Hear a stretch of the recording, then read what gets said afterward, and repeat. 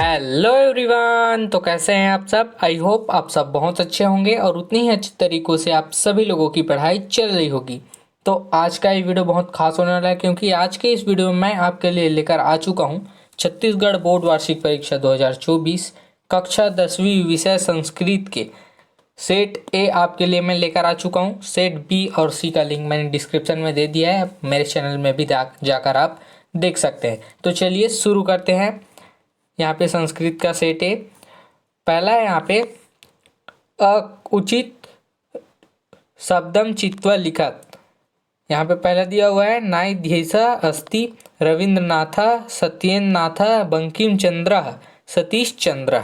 उसके बाद दूसरा है तंडुला संति सुका मशका शशा और गावा। उसके बाद यहाँ पे तीसरा है तस्य शब्दे विभक्ति अस्ति द्वितीया तृतीया चतुर्थी या पंचमी। चौथा दिया हुआ है सुबंतः इति शब्दस्य संधि विच्छेदशति। यहाँ पे सुप धन अंतः सुप धन अंतः। उसके बाद सुधन बनतः और यहाँ पे शुभ और अंतः दिया हुआ है, इसमें से आपको चुनकर लिखना है। उसके बाद पांचवा दिया हुआ है शीतलता इत्यस्मिन् शब्दे प्रत्यय अस्ति। यहाँ पे ठई प्रत्यय या ठक प्रत्यय या तल प्रत्यय या इंगी प्रत्यय, यहाँ पे आपको कौन सा प्रत्यय लगा है बताना है। उसके बाद ब है उचित चित्वा विकल्प चित्वा रिक्त स्थानीय पूर्यत। यहाँ पे दिया हुआ है, उसी में से चुनकर आपको नीचे भरना है। तो पहला है यहाँ पे मुद्रा राक्षसम नाटकस्य लेखकः खाली स्थान अस्ति, उसमें से आपको देखकर भरना है। उसका दूसरा माता यहाँ खाली स्थान भूमे। तीसरा है संहरति शब्दे सम खाली स्थान अस्ति। चौथा दिया हुआ है विक्षस्य खाली स्थान वानर तिष्ठति। उसके बाद पांचवा दिया हुआ है खाली स्थान मंगल वार्ष आसीत। उसके बाद हमारा आता है खंडसा सही संबंध सुमेलन कुरुत। पहला दिया हुआ है चित्वा, दूसरा दिया हुआ है मनः, तीसरा दिया हुआ है तासु, चौथा दिया हुआ है कृष्णाय, यहाँ पे पांचवा दिया हुआ है इदानीम। उसके बाद इस कॉलम में आप देख सकते हैं पहला दिया हुआ है बहुवचन, दूसरा दिया हुआ है तदानीम और तीसरा दिया हुआ है बहु त्रिणात, चौथा शीघ्रांतर वातात और पांचवा दिया हुआ है नवनीतम रोचते। इनमें से आपको मिलाना है। क्लियर है। उसके बाद हमारा आता है प्रश्न दूसरा निम्नलिखियो अंकियो संस्कृत भाषायाम लिखत। निम्न शब्द को आपको संस्कृत भाषा में लिखना है। दो दिए हुए हैं, यहाँ पे पहला दिया हुआ है 110 और दूसरा दिया हुआ है 143 का। उसके बाद प्रश्न तीसरा निम्नयो शब्दयो संधि विच्छेद कृत्वा नामानि लिखत। यहाँ पे आपको संधि विच्छेद करना है प्लस उसका नाम भी यहाँ पे लिखना है वाग ईशा और दूसरा है मुनि रयम। क्लियर। उसके बाद प्रश्न चौथा है निम्नयो शब्दयो प्रकृति प्रत्यय च पृथक कुरुत। प्रकृति शब्द प्रत्यय यहाँ पे अलग करना है दैनिक और खादितुम का। ठीक है। उसके बाद प्रश्न 5 है यहाँ पे वाच्य बोध्य नाम लिखत। तो वाच्य बोध दो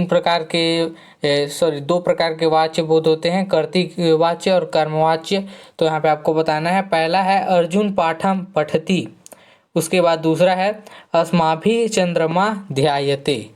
उसके बाद प्रश्न 6 है निर्देशानुसार त्रिषु वचनेषु धातु रूपाणी लिखत। यहाँ पे आपको 3 वचनों में धातु रूप लिखना है। यहाँ पे आप देख सकते हैं रचु का आत्मनिपद लट लकार के मध्य पुरुष का लिखना है। उसके बाद मील परिस्मयी पद लट लकार का प्रथम पुरुष आपको लिखना है। उसके बाद ग है भक्ष परिस्मयी पद का लोट लकार का उत्तम पुरुष आपको यहाँ पे लिखना है।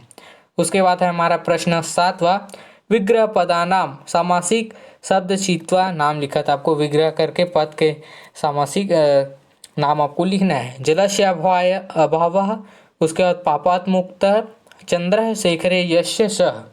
उसके बाद प्रश्न 8 है हिंदी भाषायाम अनुवाद कुरुत। हिंदी भाषा में आपको अनुवाद करना है। पहला है शिवनाथ नदी नढ़ी गढ़ चिरौली स्थानम प्रभवती। उसके बाद ख दिया हुआ है मार्गम उभयतः वृक्षः सन्ति और ग दिया हुआ है तपसा सदृश सुख नास्ति।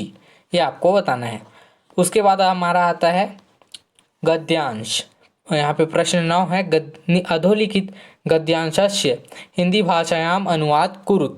यहाँ पे आप देख सकते हैं, यहाँ पे दिया हुआ है लोष्ट शीघ्रालय, यहाँ पे अध्याय से दिया हुआ है। उसके बाद प्रश्न 10 है अधोलिखित गद्यांशस्य हिंदी भाषायाम अनुवाद कुरुत। यहाँ भी उस वैसे ही दिया हुआ है, आपको पढ़ लेना और इसकी हिंदी भाषा में अनुवाद करना है यहाँ पे। उसके बाद आता है हमारा प्रश्न 11 अधोलिखितस्य श्लोकस्य हिंदी भाषायाम अनुवाद कुरुत। हिंदी भाषा में इसका आपको अनुवाद करना है। अल्कस्य कुतो विद्या, अविद्यस्य कुतो धनम, अधनस्य कुतो मित्रम और अमित्रस्य कुतम सुखम। आपके पाठ्य पुस्तक से आप देख सकते हैं इसका मतलब क्या होता है। उसके बाद प्रश्न 12 है अधोलिखित श्लोकस्य हिंदी भाषा अनुवाद कुरुत।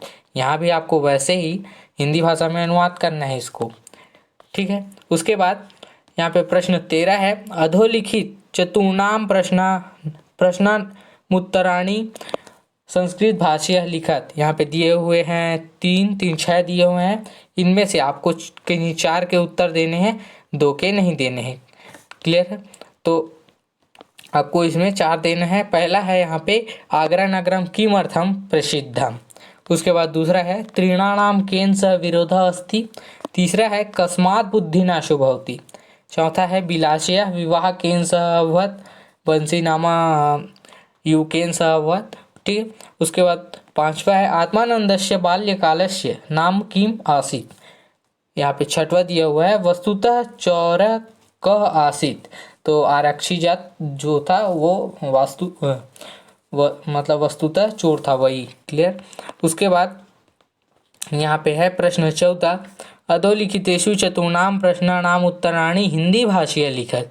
यहाँ पे संस्कृत में आपको प्रश्न दिए हुए हैं और यहाँ पे आपको हिंदी में इनके उत्तर लिखने हैं। वर्षस्य ज्ञाति भी जने का स्वागतम कुर्वन्। उसके बाद दूसरा है चंदन दासः कस्य गृह जन्म स्वगृहे रक्षति स्म। तीसरा है संस्कृतम कीदृशम अस्ति। चौथा है तंडुलस्य पाक कार्यम का कुर्वन्ति। उसके बाद 5वां दिया हुआ है कतिधा मंगल यानस्य मार्गः परिवर्तितः। उसके बाद 6वां दिया हुआ है यहाँ पे दीपमालिका पर्णवणि कस्य शब्दः श्रुत्यते। यहाँ पे आपको 4 प्रश्नों के उत्तर देने हैं। उसके बाद आता है हमारा प्रश्न 15। यहाँ पे स्वपाठ्य पुस्तकात् छत्रस्य सूक्ति लिखा यो अस्मिन् प्रश्न पत्र नागच्छत। मतलब अपने पाठ्य पुस्तक से 4 सूक्ति लिखिए जो इस प्रश्न पत्र में ना आए हों। ऐसे सूक्ति आपको 4 अच्छे से याद कर लेनी कम से कम। उसके बाद प्रश्न 16 है भवतः नाम ऋषिकेशः भवान शाह उच्च माध्यमिक विद्यालय डोंगरगढ़े 10वीं कक्षायां छात्रः भवान स्वप्राचार्य प्रति अवकाशया संस्कृत भाषया प्रार्थना पत्रम लिखत। संस्कृत भाषा में छुट्टी के लिए अपने प्राचार्य को आवेदन पत्र यहाँ पे लिखना है। 8वां में दिया हुआ है उसी के भवान कवर्धा नगरे स्थित ऋतुराजा भवता मित्र सुरेश दिल्ली नगरे वसति तम परीक्षायां सफलताये वर्धापन पत्रम कोष्टम प्रदत्त पदानाम सहायता लिखत। यहाँ पे आप देख सकते हैं ये दिया हुआ है। इनके नीचे आपको ब्लैंक्स में यहाँ पे भरने हैं, खाली स्थान में। ये देख सकते हैं आप, इसमें आपको भरने हैं इन शब्दों को जो कि लिखा लिखाया हुआ दिया हुआ है। ये आसान है आपका, आप इसको अच्छे से बना सकते हैं। उसके बाद यहाँ पे ब है उसी का अधोलिखितेषु अपठित शांता। उसके बाद पठित्वा निर्देशानुसार संस्कृत भाषा उत्तर। तो ये आपको पढ़ लेना है और नीचे लिखे प्रश्नों के उत्तर आपको अच्छे से देने हैं। पहला है संस्कृत भाषा सारांश लिखत। तो यहाँ पे संस्कृत भाषा का सारांश लिखिए और गद्यांश का उचित शीर्षक कम लिखत। यहाँ पे उचित आपको शीर्षक लिखने हैं। उसके बाद यहाँ पे है निर्देशानुसार उत्तर। तो पहला है केशा वंशेषु सर्वे सभ्यता आलपंते। उसी में से देखकर आपको लिखने हैं सभी के प्रश्नों के उत्तर। उसके बाद दूसरा है बालः काना काना पश्यति। तीसरा है सदाचारणम इत्यर्थे अत्र कः शब्द प्रयुक्तः।